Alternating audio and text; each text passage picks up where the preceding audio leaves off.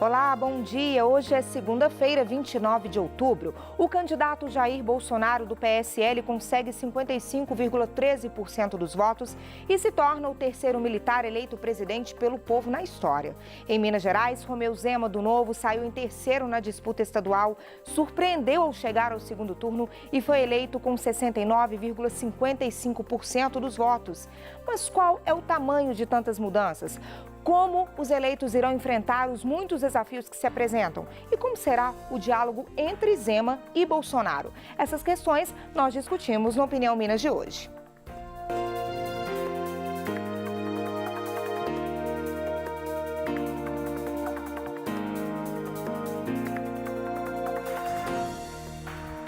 E para nos ajudar a entender o cenário político atual, nós convidamos o cientista político e professor da UFMG, José Luiz Quadros, e também Márcio Salvato, economista, coordenador do curso de Economia do IBMEC. Bom dia para vocês, tudo bem, gente? Bom dia. Tudo bem? Vamos começar falando das eleições para presidente, né? A gente teve um candidato, venceu o candidato que liderou as pesquisas desde o início, né?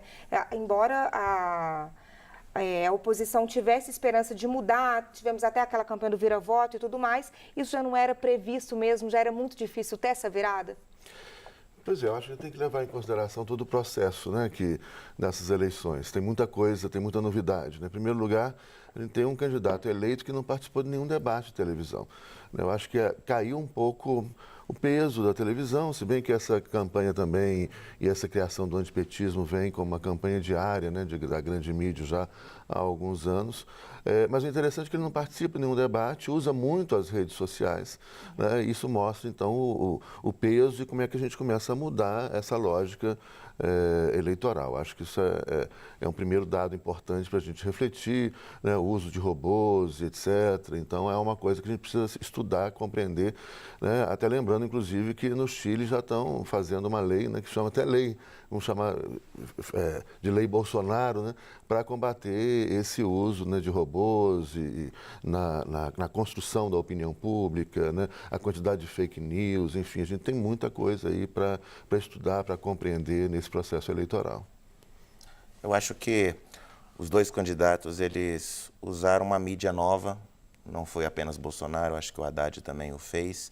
É uma nova comunicação, uma comunicação mais direta, que usa também muita espontaneidade do próprio público, viraliza muito as informações, sendo fake news, ou seja, informações também reais. Essas informações, elas viralizam, são normalmente vídeos curtos, é uma forma nova de comunicação, uma forma nova de eleição que a gente está descobrindo. E talvez isso também vá continuar no novo governo agora. A nova forma de cobrança da população, a nova forma de comunicação de governo com a população. Isso é uma coisa importante que o Congresso deve estar ciente disso, desde já, que a forma de comunicação parece que está mudando. Sobremaneira agora, vai mudar bastante, né? Exatamente. Pois é, gente, o Bolsonaro, né, do PSL, foi eleito com quase 58 milhões de votos. Uma eleição polêmica, como a gente está contando aqui agora, está falando aqui agora, com direito a atentado e denúncias de fake news. Quando o TSE divulgou os primeiros dados da apuração nacional, Jair Bolsonaro, do PSL, já estava quase eleito. Após a confirmação, eleitores tomaram as ruas. Em Belo Horizonte, a principal concentração foi na Praça 7. No Rio de Janeiro, uma multidão acompanhou o primeiro pronunciamento do presidente eleito. Primeiro, ele falou pelas redes sociais e depois se dirigiu aos apoiadores. As urnas se abriram. Nós fomos declarados vencedores desse pleito. E o que eu mais quero é, seguindo ensinamentos de Deus, ao lado da Constituição brasileira, inspirando-se em grandes líderes mundiais e com uma boa assessoria técnica e profissional ao seu lado, isenta de indicações políticas de praxe, começar a fazer um governo a partir do ano que vem que possa realmente colocar o nosso Brasil no lugar de destaque. Bolsonaro venceu uma campanha marcada por polêmicas e por um atentado. Ainda no primeiro turno, quando participava de uma caminhada em Juiz de Fora, na zona da Mata Mineira, foi alvo de uma tentativa de assassinato. Foi atendido primeiro na cidade mineira e depois transferido para São Paulo. Precisou passar por 2 cirurgias e ficou 23 dias internado. Sem compromissos de campanha e sem tempo de TV, recorreu à internet. O uso das redes sociais foi alvo de críticas e acusações. O caso foi parar no Tribunal Superior Eleitoral, que abriu um procedimento para investigar se empresas teriam impulsionado as campanhas eleitorais, o que é proibido pela legislação eleitoral. Bolsonaro foi o mais votado no primeiro turno e teve como adversário no segundo turno o ex-prefeito de São Paulo, Fernando Haddad, do PT. Na verdade, o partido lançou como candidato o ex-presidente Luiz Inácio Lula da Silva, que foi barrado pelo TSE com base na lei da ficha limpa.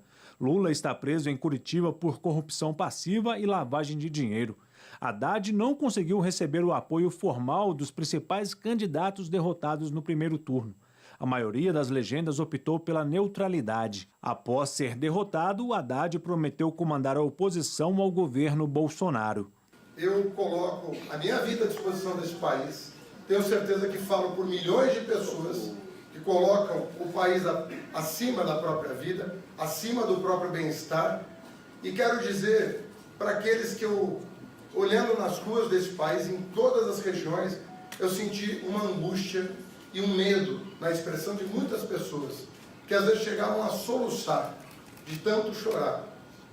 Não tenham medo, nós estaremos aqui, nós estamos aqui. Bom, antes da gente partir para a discussão dos desafios que o presidente eleito vai ter agora, vamos conhecer um pouquinho desse perfil. Quem é o Bolsonaro? Nós vamos mostrar para vocês agora um pouco do perfil do presidente eleito. Jair Messias Bolsonaro nasceu em 21 de março de 1955 em Campinas, interior de São Paulo. Aos 22 anos, se formou na Academia Militar das Agulhas Negras em Resende, no estado do Rio de Janeiro. No Exército, chegou à patente de capitão. Em 1986, liderou um movimento contra os baixos salários dos militares. Em 88, foi eleito vereador no Rio de Janeiro. 2 anos depois, assumiu o primeiro mandato como deputado federal. Em 2014, foi reeleito pelo 7º mandato seguido. Bolsonaro foi eleito presidente com mais de 55% dos votos válidos. O que vocês apontariam como principal desafio, o primeiro desafio que ele vai enfrentar a partir do ano que vem? Olha, eu acho que aí tem algumas questões também que a gente precisa entender, e principalmente o eleitorado, e especialmente o eleitor do Bolsonaro. Tem muitas palavras-chave que estão aí em jogo e que são muito contraditórias, né? A gente vai ter aí mais um governo que é um governo Frankenstein. O que significa isso? A gente está misturando determinadas coisas que são muito complexas a serem misturadas. Por exemplo, militarismo, né? Práticas, né, de fascismo, violência, homofobia, racismo, etc., explícitas, né, do candidato, com um discurso liberal, uma coisa que nunca combinou, né? Liberalismo e fascismo, liberalismo e autoritarismo são coisas bem distintas, né? A ideia do liberalismo é de liberdade, de oportunidade, etc. E é um candidato que claramente vem defendendo o militarismo. Eu acho que a gente vai ter surpresas, é um congresso complexo, complicado. Você tem aí mais de 70 militares que foram eleitos, né? Eu acho imprevisível o comportamento disso, né? Então a gente tem uma saída de muitos políticos tradicionais, aquela do MDB, do PSDB e etc. E chegam novos políticos com outro perfil que também a gente não sabe muito bem como é que vai dar isso. Porque você imagina só, você tem, né, um discurso que ele anuncia, né, não tem um projeto econômico, em nenhum momento ele mostrou projeto nenhum, né, mas ele aponta aí para uma lógica liberal na economia, mas ao mesmo tempo um discurso, inclusive desses militares no Congresso Nacional, que é um discurso nacionalista, que é um discurso militarista, né, que é um discurso de cunho natureza fascista. Então isso é um desafio muito complicado. Eu acho que é muito importante todos nós, né, aprendermos com esse processo. Vai ser um processo difícil, nós já temos aí a violência solta nas ruas, né, essa violência vai aumentar, muitas pessoas, eu acho que o problema até maior, não é nem tanto uma questão institucional, embora as instituições também estejam em risco, mas muita gente que se sente autorizada, né, para a eleição de uma pessoa que prega a violência, né, e que não esconde isso, autorizadas a praticar a violência. né, a situação, tomara que não saia de controle, né, tomara que as instituições e que as instituições democráticas, né, continuem, respeitem, né, a lei e a Constituição e consigam segurar essa onda, que é uma onda grave, né? O que o Brasil está vivendo hoje, né, eu estudo isso há 35 anos, é muito interessante a gente dar uma sensação assim, de ter falhado, né, como professor de teoria do Estado, teoria da Constituição, de ciência política, de mostrar o risco, né, do fascismo, o que representa isso, a história já mostrou isso, a gente sabe o que vem, né, e que já começou a acontecer, mas agora, infelizmente, nós passamos para a aula prática. Né, e espero que as pessoas aprendam com a aula prática para nunca mais no futuro, né, ousar ter uma aventura, né, irresponsável, perigosa, né, como essa, de uma pessoa que é absolutamente despreparada, né, ele não consegue falar muito, né, ele não consegue expressar e, aliás, não sabe muito do que está falando. Né. O Márcio, em relação ao campo da economia, nos pareceu que nenhum dos dois candidatos tiveram propostas muito sólidas para poder tirar o país da situação em que ele está. Você teve essa impressão para a gente? Qual vai ser o desafio do Bolsonaro nessa área? Eu queria primeiro voltar ao assunto anterior. Eu discordo um pouco da análise que foi feita. Eu acho que o ponto que fez com que o Bolsonaro ganhasse a eleição foi a discussão de tradicionalismo no costume e liberalismo na economia. Eu acho que é uma conjunção que a gente não vê há muito tempo e esse que foi o diferencial que levou ele ao governo. Não foi a questão de fascismo que todas as pessoas estão colocando, a questão de militarismo, não é isso a diferença. A grande diferença é uma discussão de ser tradicional em costumes e liberal na economia. É uma conjunção que voltou na economia brasileira e voltou com força. E a questão econômica, é importante ver que é a discussão do tamanho do Estado, uma discussão que está na pauta, uma discussão que nós estamos num problema econômico hoje muito grave, exatamente pelo excesso que nós fizemos em uso de recurso público, de maneira que você tem um déficit público muito grande, a dívida pública explodindo. Só tem uma solução para isso. Uma solução disso é a diminuição do tamanho do Estado, e isso ele pregou durante e teve um compromisso disso, de liberalismo econômico, inclusive com o economista que ele coloca à frente para discutir. Então, essa é uma discussão nova que o Brasil vai vivenciar agora, de que o tamanho do Estado está sendo questionado. E os governos que defenderam isso foram os governos que saíram ganhando. Podia dar uma...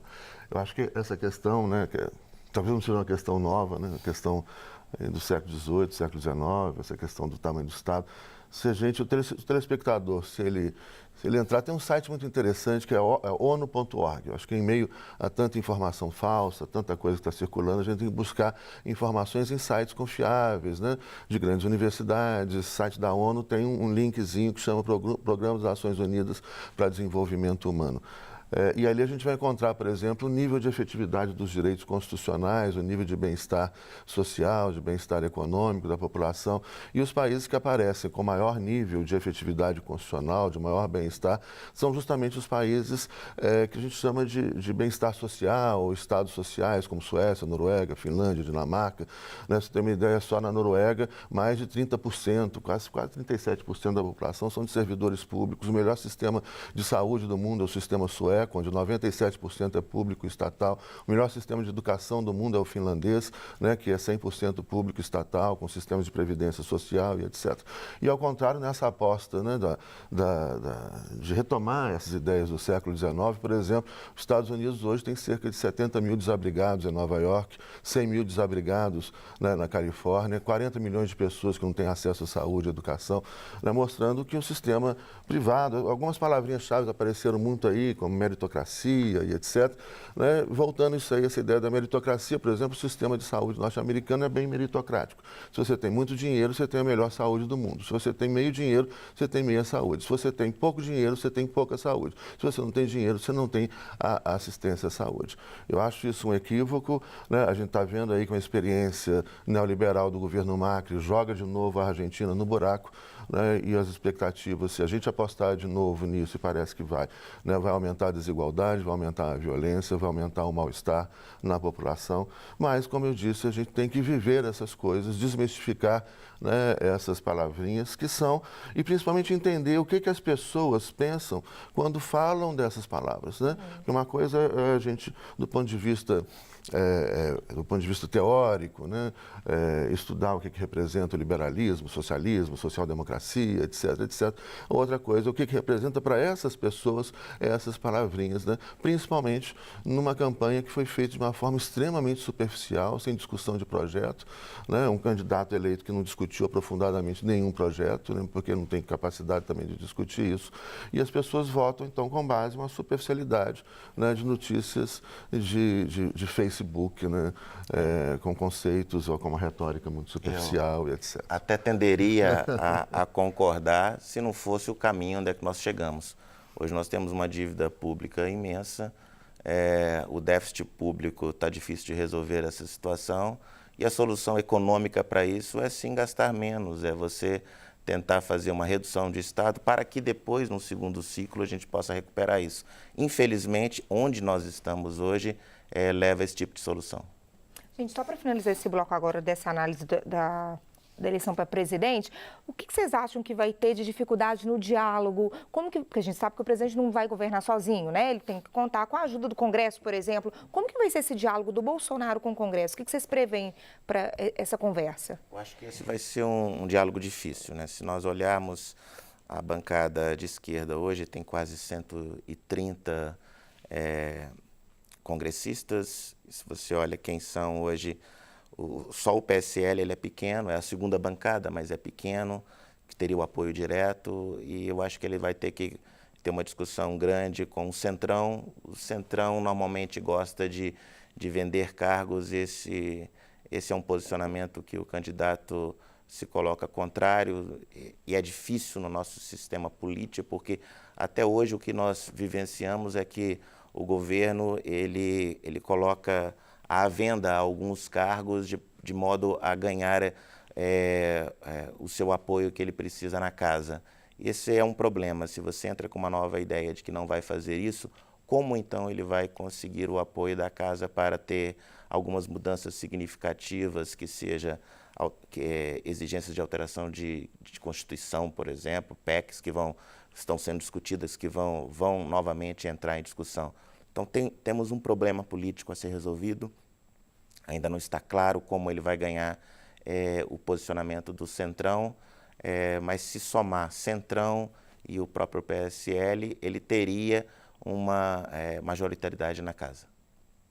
Quer comentar? Pois é, eu acho complicado, né? Ele falou inicialmente que não vai ceder. Agora, o jogo político é complexo, né? E esse parlamento está muito fragmentado, né? São muitos partidos políticos, como eu disse, assim, tem políticos que a gente não sabe ainda bem como que eles vão atuar nisso, né? Essa novidade de presença de muitos militares, né? Como deputados, etc. Enfim, é um desafio grande, exige paciência, exige tolerância, exige negociação política para que viabilize o governo. Lembrando que não há governo sem parlamento, nenhum governo consegue governar sem apoio do parlamento. Você precisa aprovar, né, leis orçamentárias, precisa aprovar projetos, né, nas mais diversas áreas, da economia, saúde, educação, etc. É necessário o parlamento, então não há uma saída que não seja a negociação. Tem uma boa relação, né? Isso. Bom, e no próximo bloco nós vamos falar das eleições em Minas. O que esperar do governo de Romeu Zema? Nós voltamos em instantes.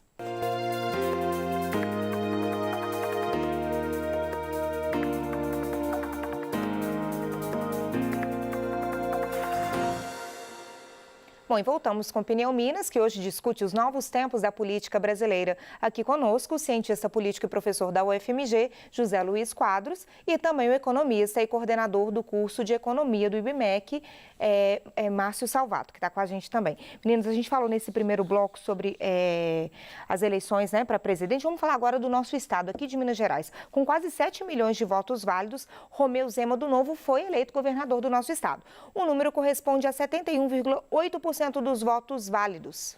Em menos de 2 horas, o resultado foi divulgado. Romeu Zema, do Novo, foi eleito governador de Minas Gerais. O empresário começou a corrida eleitoral em terceiro lugar, Com jeito simples e promessas ousadas, aos poucos Zema foi conquistando o eleitorado. No primeiro turno, lutou para participar dos debates. Conseguiu e, na reta final, passou a figurar como um possível postulante ao segundo turno. Contra todas as previsões, ultrapassou Antônio Anastasia, do PSDB, e Fernando Pimentel, do PT. De azarão, passou a favorito e se manteve à frente do experiente Anastasia durante todo o segundo turno. Enfrentou ataques e precisou explicar melhor algumas de suas propostas. A eleição ficou mais polarizada, mas dessa vez o que era previsto se confirmou. Zema foi eleito e, após 20 anos, Minas será governada por alguém de fora da capital. Após a vitória, prometeu governar para todos os mineiros. Eu sou o primeiro governador a ser eleito em Minas sem ter apoio da classe política. Então, a política tem de estar mais democratizada. Eu quero uma Assembleia que trabalhe ao meu lado, que vote conscientemente e que vote a favor dos mineiros.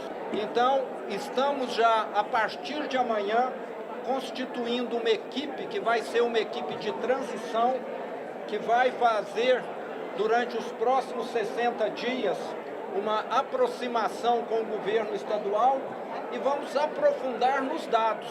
Então, queremos realmente um levantamento que, com certeza, o Tribunal de Contas do Estado vai contribuir bastante para nós começarmos cientes de todos os problemas que existem no Estado e para dar tranquilidade para o povo mineiro sobre as medidas que vamos ter de adotar, que com toda certeza, em algum momento, vão ser impopulares, porque não tem como viabilizar um Estado falido sem você, em alguns momentos, adotar medidas no sentido de equalizar aí a questão do fluxo de caixa, que é o grande problema.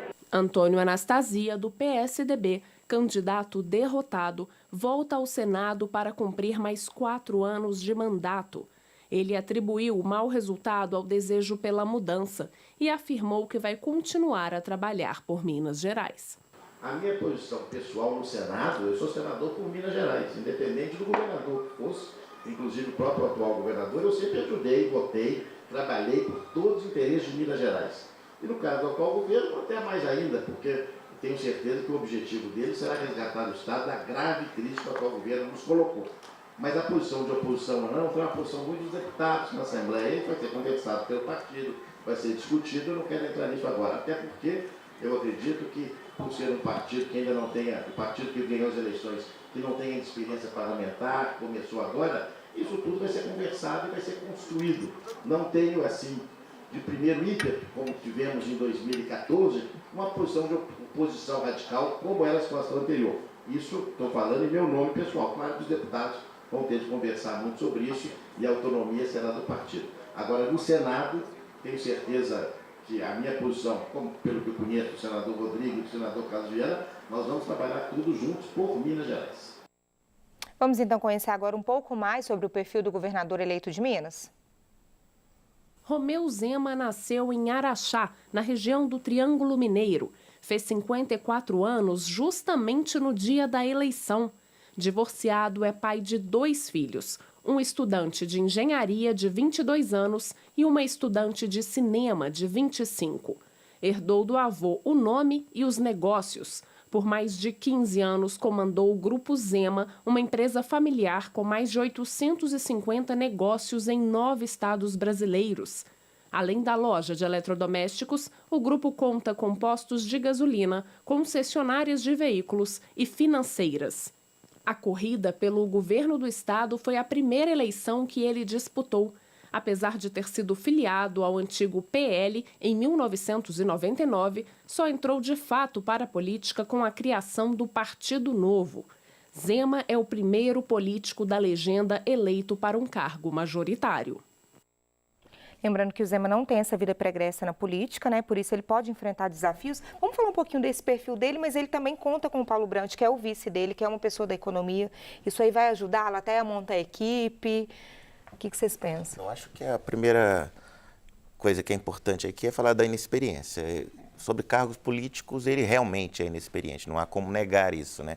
Ele tem muita experiência a respeito de como lidar no ramo empresarial, ele tocou por mais de 30 anos, sim, vários setores da economia, está acostumado com isso. Obviamente, o lado político é deficitário, exatamente porque ele não teve uma vida política, não tem experiência a respeito disso. E vai ser um grande desafio para ele. Eu acho que o que a população deu de sinal é que a mudança é importante. Então, a população deu um voto realmente de confiança para algo que é novo, não falando do partido, né, mas um novo no sentido da política, para que possa ter ideias novas e tentar algo de novo. A economia mineira está passando por um momento realmente difícil, hoje está com dificuldade de caixa, inclusive para pagar o seu funcionarismo público, a gente sabe dessa dificuldade. Não é só a economia mineira, você tem o Rio Grande do Sul também com problemas tão graves quanto, Rio de Janeiro com problemas tão graves quanto, e faz com que, se você não tem recurso suficiente, vai sofrer educação, vai sofrer saúde. Então, é necessário pensar em algo diferente. A pouca experiência dele vem junto com o vice, no sentido contrário, que já está na vida política há bastante tempo, o Paulo Brant, é um economista que também esteve em várias empresas, então ele tem experiência para auxiliá-lo nisso. Óbvio que agora vem a parte de montar uma equipe, essa equipe tem que ser experiente, essa equipe tem que saber de estar tratando do lado político também, de como lidar.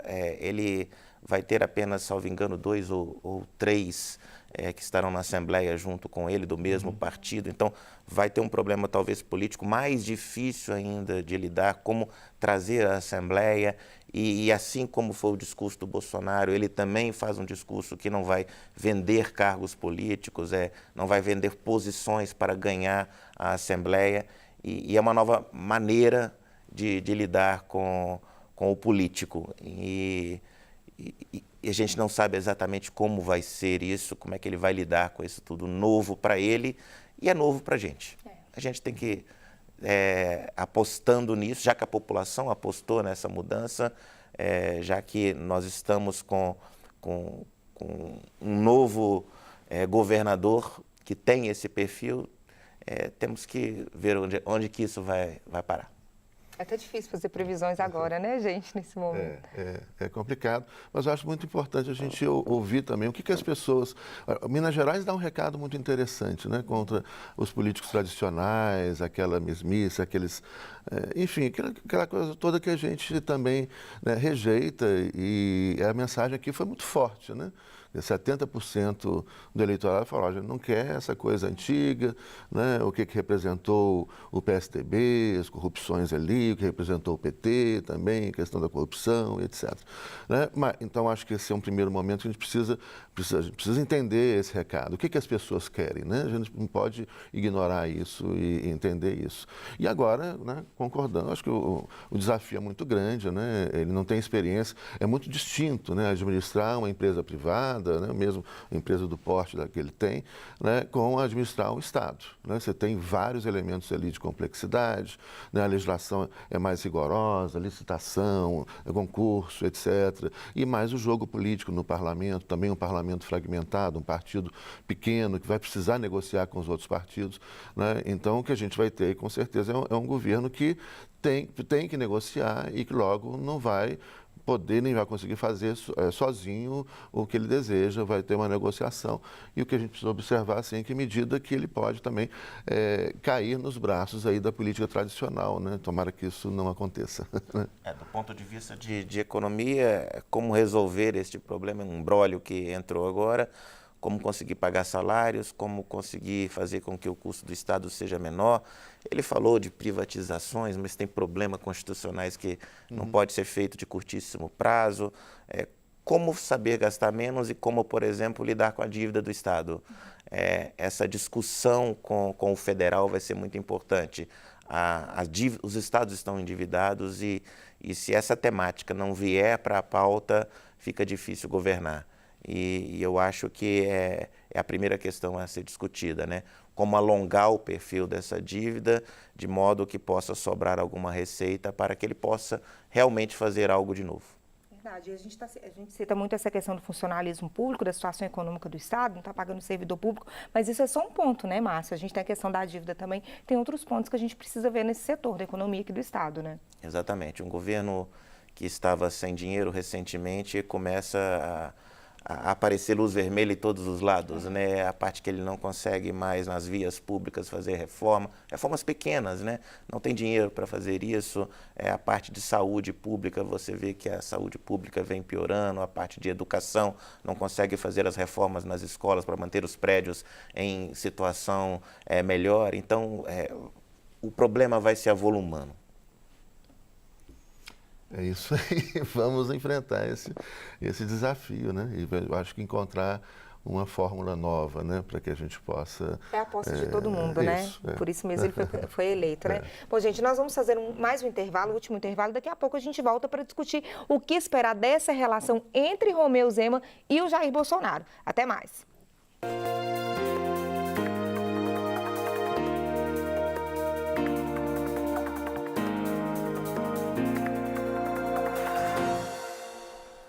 Opinião Minas está de volta, discutindo hoje o cenário político e econômico do Brasil e de Minas também. Nos acompanham nessa reflexão os professores José Luiz Quadros, do Departamento de Ciências Políticas da UFMG, e o coordenador do curso de Economia do IBMEC, Márcio Salvato. Gente, o que a gente pode esperar então dessa relação, né, entre o Zema e o Bolsonaro?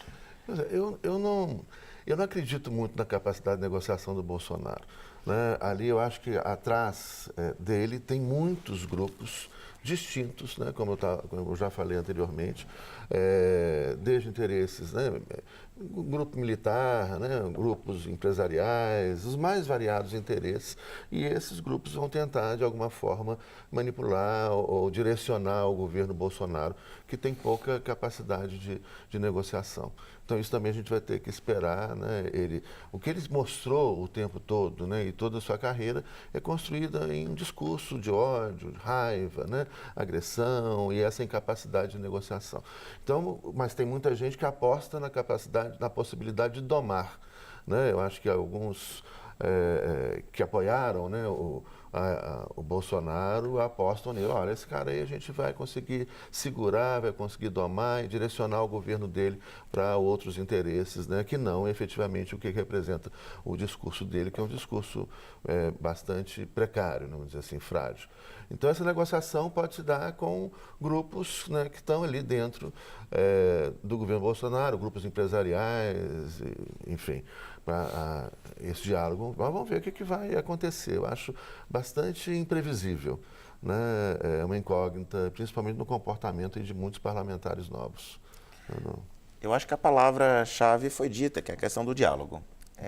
A partir do momento que inicia um novo governo, essa palavra tem que voltar forte, porque você precisa de apoio. Pensa na relação entre o Zema e o Bolsonaro. Nem deve se conhecer, nem devem ter falado nada, mas o Zema, assim como muitos que ganharam as eleições, surfaram numa onda do Bolsonaro e conseguiram ganhar, e agora vão ser cobrados a respeito disso, cobrado de apoio no Congresso, cobrado o apoio dos governadores que assim o fizeram. Alguns governadores até colocaram o nome na sua plataforma, né? Uhum. Em São Paulo fez isso, né? Usando o nome do Bolsonaro. E o Zema também citou o apoio, dizendo de uma proximidade das duas plataformas.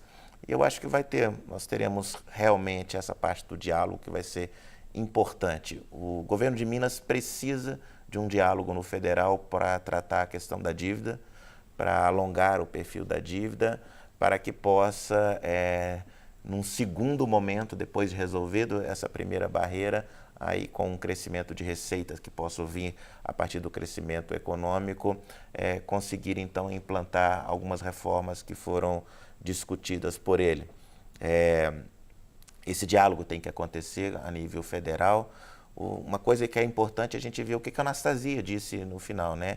Ele se colocou, inclusive, como um intermediário. Sabe que Minas precisa da sua representação enquanto senador e sabe que o Zema precisa dele, o apoio do federal e ele ser esse interlocutor. e a defesa de Minas Gerais passando pelo Senado ou passando pela própria presidência. Isso é muito importante, então o diálogo vai ser importante. Eu não sei até quanto eles vão conseguir fazer esse diálogo, mas a gente tem que apostar nisso para que Minas possa ser um estado que se recupere rapidamente. Nessa fala do Anastasia, inclusive, ele deixa claro isso, né? Um apoio ao Estado e ao próprio Zema, na governabilidade. Ele deixa isso. Eu acho que o Anastasia é muito experiente, né? É um administrador também muito experiente. E ele sabe que o Zema vai precisar, né, para conhecer a máquina pública, que o Anastasia conhece muito bem, e há uma aposta, né, política também de como que ele vai ou pode influenciar, né, nesse governo Zema, até cooptando, atraindo, né, o Zema para os braços do grupo do Anastasia. Né? Ele é um político experiente, conhece o Estado, né, e o Zema vai precisar de pessoas que conheçam, né, a administração pública e as complexidades do Estado de Minas Gerais, que é um grande Estado com muitos problemas, né, com problemas complexos. Sim. Bom, o Zema falou, inclusive, ontem em coletiva, que hoje já começaria a trabalhar nessa equipe de transição, que é necessária mesmo, né? Ele falou sobre nome, sobre como ele está pensando em montar essa equipe. Vocês estão com a expectativa dele trazer quem para montar essa equipe dele? De transição, que perfil de políticos para montar isso com ele?